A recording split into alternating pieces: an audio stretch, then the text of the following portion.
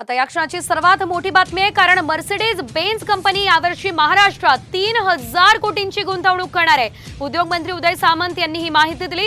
महाराष्ट्रात उद्योगधंद्यांसह रोजगारात मोठ्या संख्येने वाढ यामुळे होणार आहे।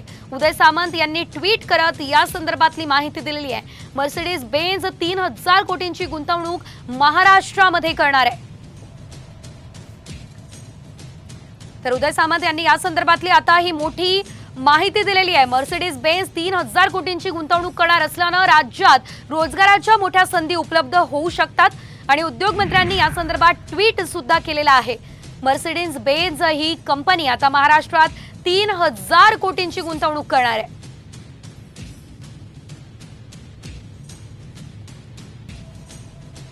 या क्षणाची ब्रेकिंग न्यूज आपण बघतोय। महाराष्ट्रामध्ये आता लवकरच मोठी गुंतवणूक होणार असल्याचं कळतंय।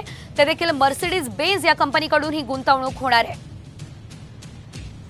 या संदर्भात अधिकची अपडेट आपण घेऊयात सूरज मसूरकर या आमच्या प्रतिनिधींकडून। सूरज, मोठी गुंतवणूक महाराष्ट्रात होणार आहे, सविस्तर अपडेट।